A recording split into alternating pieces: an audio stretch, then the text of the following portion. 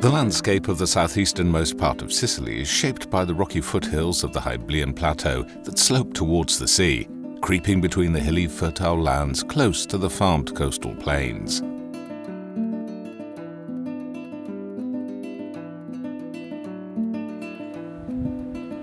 From the hills into the plateau, the territory is marked by forms of canyons, locally known as cave, which are among the most characteristic habitats of the region.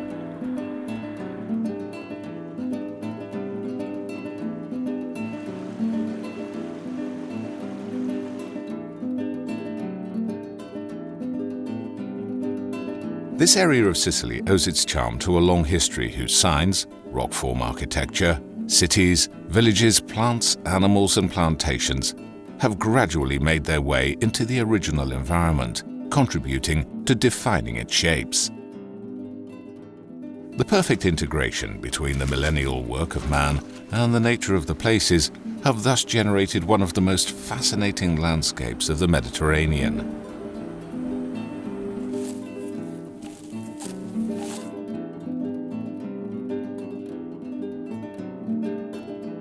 The countryside is among the richest and most varied of Sicily. The oldest and most traditional olive groves, almond trees, carob trees, vineyards and wheat fields, which form a hilly environment among the most beautiful in Italy, have been joined, especially along the coastal strip, by citrus and vegetable plantations.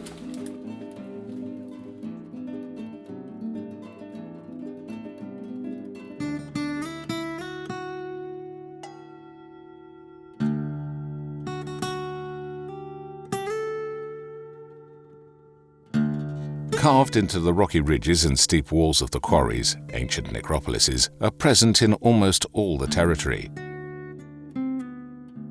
These particular architectures remind us of the most prominent civilizations that have succeeded themselves through history in Sicily before the arrival of the Greeks. Castelluccio is the site of a village of the early Bronze Age, which gives the name to an important archaeological facies, bodies of sediment of the Mediterranean. Traces of this culture are also found in other neighboring areas and throughout central and eastern Sicily. The vast necropolis of Castelluccio belongs to a final and particular stage of the so-called Sicily civilization.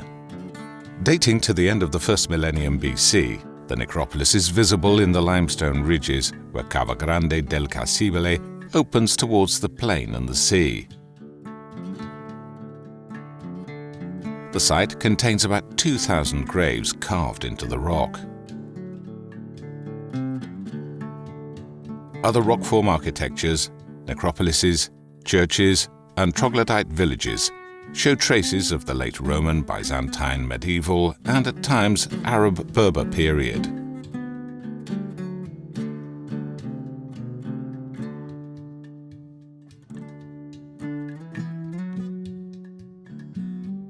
In the countryside or near the sea, it is not unusual to come across sites of historical and archaeological interest, such as the ancient Greek city of Helleros, founded at the end of the 8th century BC by Syracusan colonists.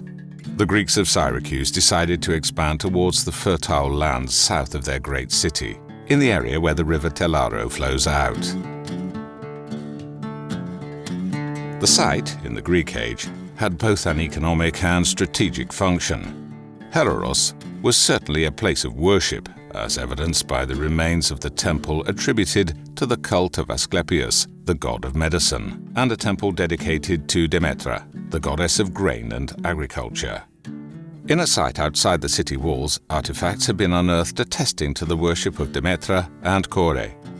In addition to the remains of temples, other ruins have come to light. The staircases of a theatre, a Hellenistic stoa, a porch open to public activities and to merchants. The ancient Via Elorina that once connected Syracuse to Helleros, parts of the wall and traces of dwellings.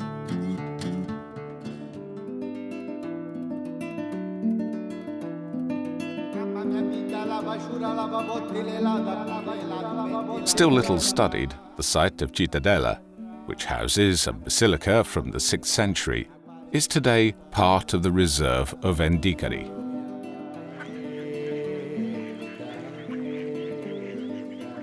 Today a nature reserve, but in the past a centre tied to the export of foodstuffs, fishing and salt production, Vendicari preserves the remains of a watchtower of the 15th century and the remains of a tonara, place where fishermen set their tuna fishing nets, that was in use until the 1950s. The sea and fishing for many centuries have been a resource for this far southern part of Sicily. Mazzamemi, a village of Arab origin, developed on a tonara in use since the 16th century and around fishing.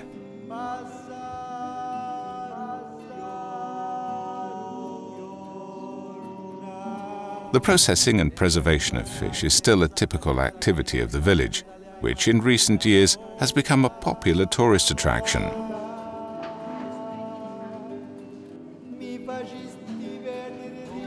Portopalo is a fishing port that is rather important to the economy of the area. Every day, in the early afternoon, the harbour comes alive because of the fish market.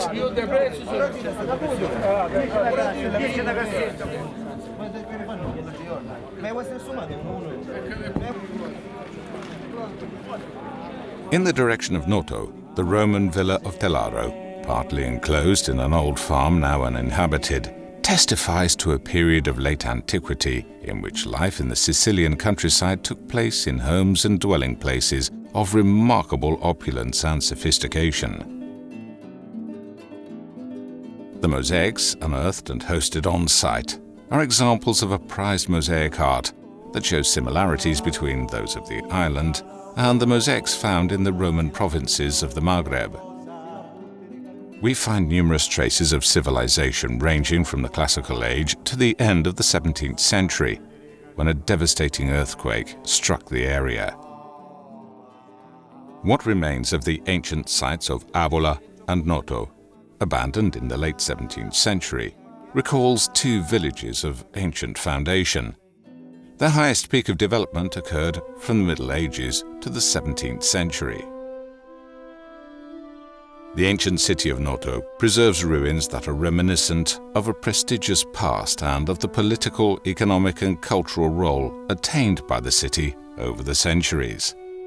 At present, the remains of the 17th century walls, a castle founded in the 11th century, and the ruins of some religious and civil buildings are still clearly visible. The ancient Avola appears like a typical hilly settlement of the Hyblean region, with evident traces of troglodyte environments. Carved into the rocky ridges on which the city has clustered over the centuries, these excavated environments often incorporate masonry buildings that were wiped out by the earthquake. Only a few artifacts remain of these buildings today. The 18th century reconstruction of the two cities at this point, free from defensive concerns and moving towards the fertile coastal countryside, contributed to a rebirth of architecture in the area. The peculiar Baroque of Noto, between religious and civil buildings, is now known and loved by many. While the two popular districts of the city that unfold between narrow alleys and low houses, and which are reminiscent of lifestyles different from those of the monumental convents and palaces, are perhaps less known.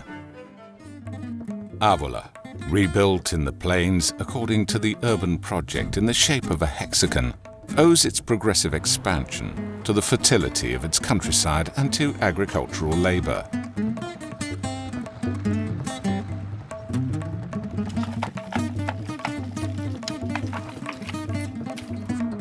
Rossellini and Pachino, which formed out of the reconstruction of the 18th century as small agri-towns within fiefs of the vast territory of Noto, have had a continuous development and very soon left their feudal origins.